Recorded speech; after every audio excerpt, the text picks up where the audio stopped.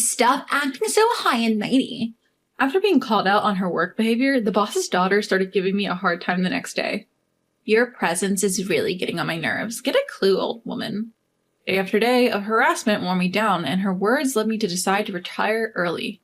However, things took a turn when our boss returned from an overseas trip. "What the hell is going on? Why isn't she here?" His words left his daughter dumbfounded. My name is Alice Ives. I've been working as an office worker at a local company since I graduated high school, and I've been there for 40 years now.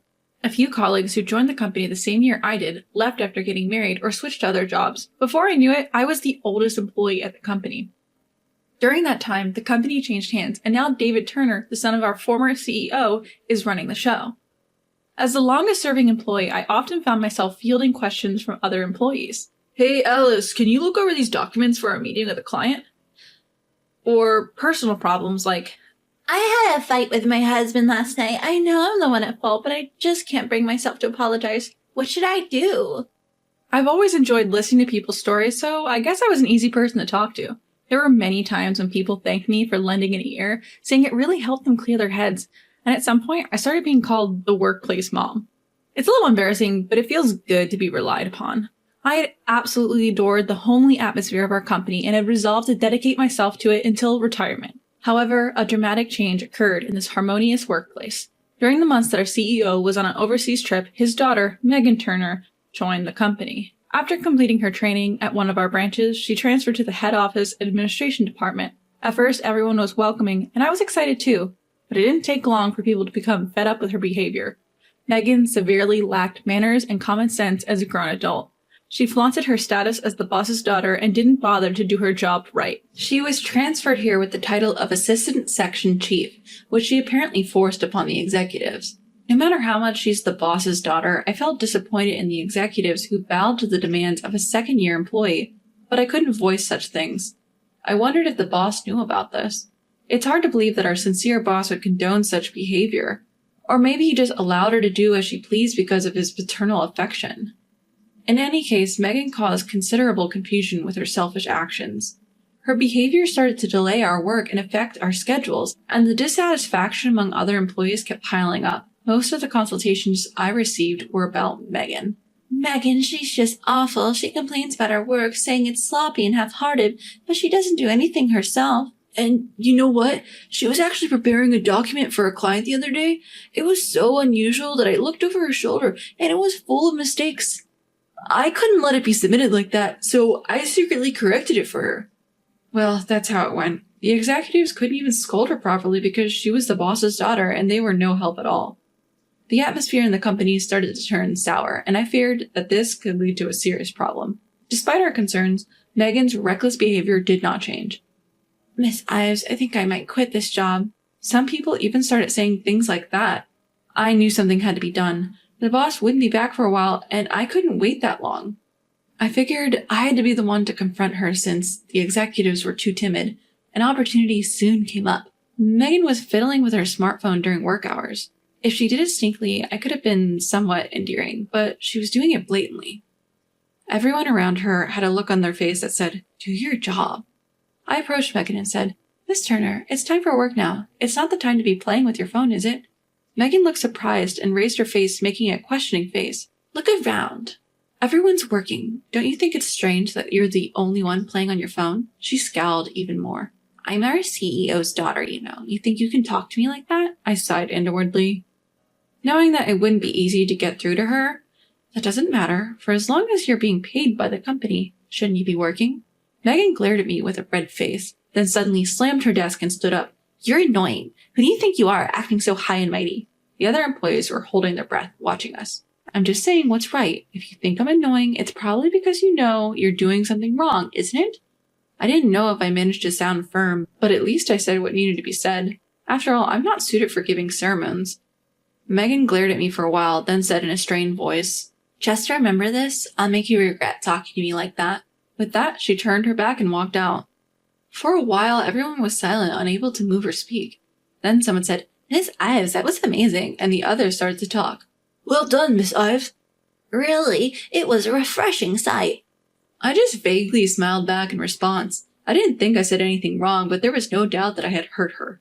I regretted not considering my words and location a bit more, but a shocking event awaited me that would sweep away this small regret.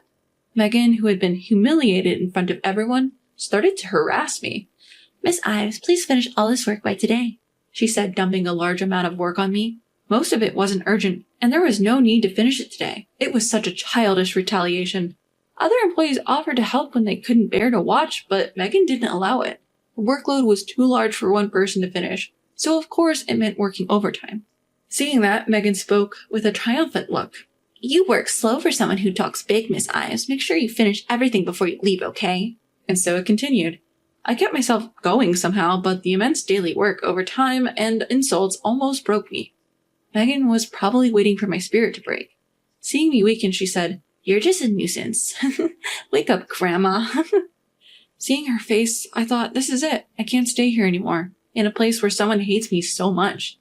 I had planned to persevere until retirement, but I now decided to retire early. I submitted my retirement notice, and on my last day, while I was sorting out my things, other employees spoke to me. Miss Ives, I'm so sorry we couldn't help. Everyone looked apologetic. It's okay. I made this decision myself. Most importantly, keep your spirits up and do your best. As everyone was saying their goodbyes, Megan came in.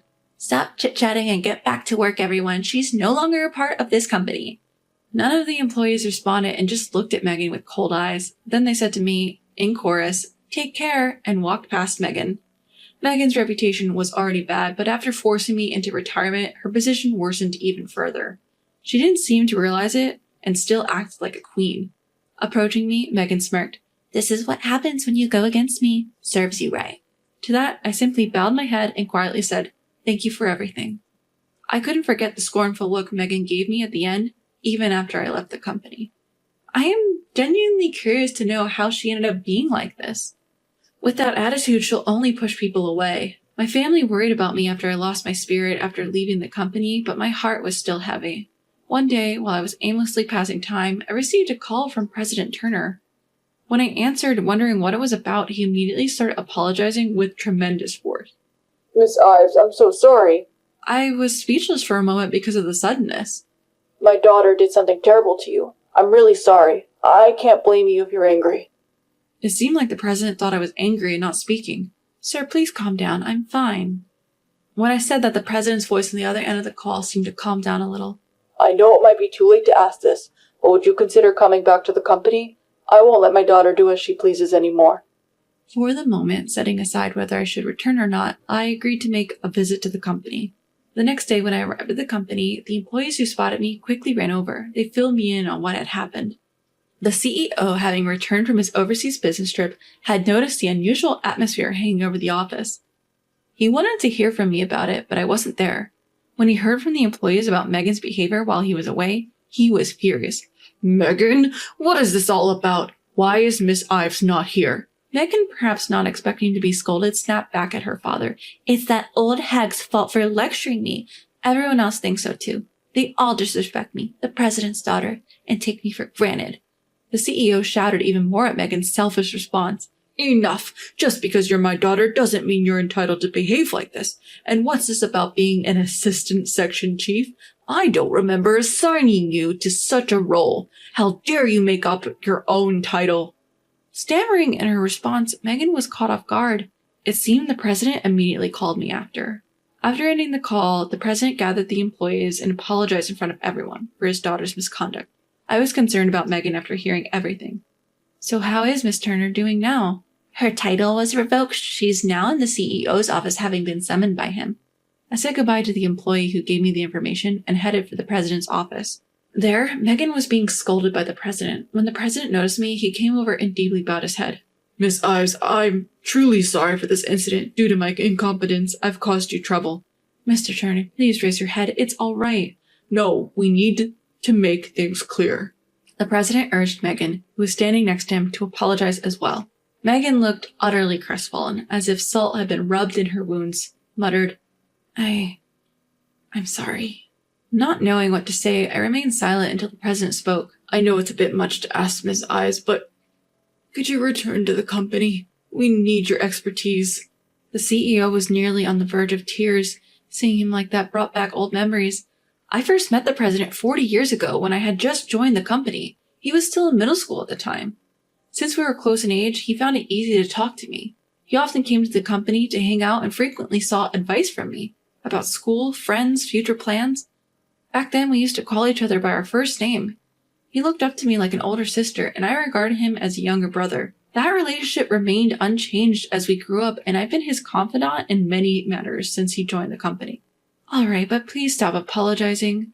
Unable to flatly reject the president's request, I decided to return to the company. I'm so relieved.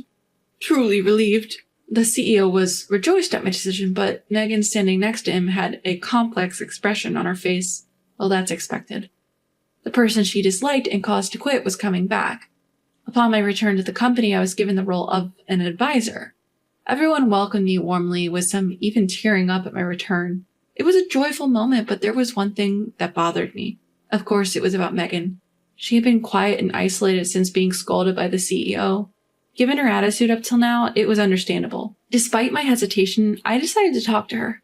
Miss Turner, can we talk for a second? She briefly raised her eyes to meet mine, but then quickly averted her gaze. I want to talk to you for a bit. Without waiting for her agreement, I began, and she reluctantly got up and followed me. What should I start with? As I thought, Megan spoke up first. What do you want? Her voice was visibly sullen, but I was relieved that she at least agreed to talk. It seems like you're not getting along with others. Without adding unnecessary comments, I simply stated, and Megan looked down in silence. I don't understand why someone as smart as you would treat everyone around you like that. You knew you were antagonizing them, didn't you? How can you know whether I'm smart or not? Megan retorted, but her voice lacked any spirit. I do know. Your father always bragged about you. Megan looked up surprised. It was true. Mr. Turner adored his daughter very much and was always proud of her. My daughter is beautiful and intelligent. Everyone in the company heard him say that often, and we all knew how much he loved her. Besides, you might not remember, but we've met before. Megan looked even more surprised. This company, now big enough to have branch offices, used to be a small family-run business. I had a good relationship with not just the current CEO, but also his father, the former CEO, and his wife. They were there to celebrate my wedding and childbirth, and when the president got married and Megan was born, I rushed to the hospital to celebrate her birth. We used to be close like family until she entered elementary school. Suddenly, something seemed to strike Megan's memory. Aunt Alice?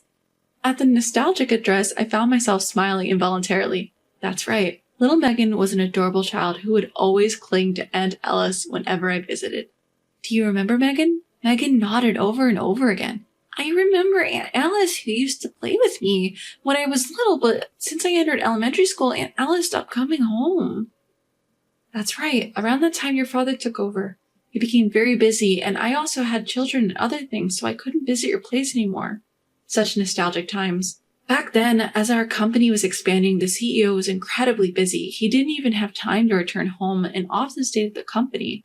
As we continued to be busy, we became distant without realizing. I was sad when Aunt Alice stopped coming over. Dad was also hardly home. Megan continued, her expression as innocent as it was in the past. I asked Mom when will Aunt Alice come home next, but she told me Aunt Alice is busy now and can't come. Be a good girl and wait patiently. I see. I'm sorry for making you feel lonely. So I behaved well and studied hard. I thought if I did, Aunt Alice would come to see me. Tears started to fall from Megan's eyes. Then, as if regaining the honesty of her childhood, she started to tell me about various things that had happened to her. The time she was scolded at a branch office during her training after joining the company because she couldn't work well. How she had never been scolded before and in her panic had inadvertently used her status as the CEO's daughter, which made things irreparable. Since then, everyone started fearing her and she couldn't be trained right. Now she had a hard time getting a grasp of her job. Without the title of being the CEO's daughter, she would just be a person who couldn't do her job right. She was scared, and this led to a vicious cycle of resorting to using her title again. I stroked Megan's back as she wept while telling her story. I'm sorry, I should have listened to you sooner. I'm sorry it took me this long. Megan lifted her tear-soaked face. Aunt Alice, I'm sorry. I'm sorry for being a bad girl. No, Megan, you're a good girl. You just made a little mistake. It's okay. We will fix it together from now on. I held sobbing Megan's shoulder and continued to stroke her head for a while. Since that day, Megan had changed astonishingly. She realized that to gain recognition from those around her, she needed to build trust through her strength, not her title. Seeing Megan open up to me, the other employees started to approach her little by little. Seeing this, it seemed that Mr. Turner was relieved. Miss Ives, I can't thank you enough. You've been a tremendous help to both generations of our family. No, to the entire company. Please don't praise me too much. I just want to be of help to the younger generation. Then Mr. Turner jested with a tone reminiscent of his younger days. As expected of our company mother, we look forward to your continued support. I returned a smile to the president. There are only a few years left until my retirement. Until then, in this place, I'll continue to be everyone's mother. I made up my mind once again.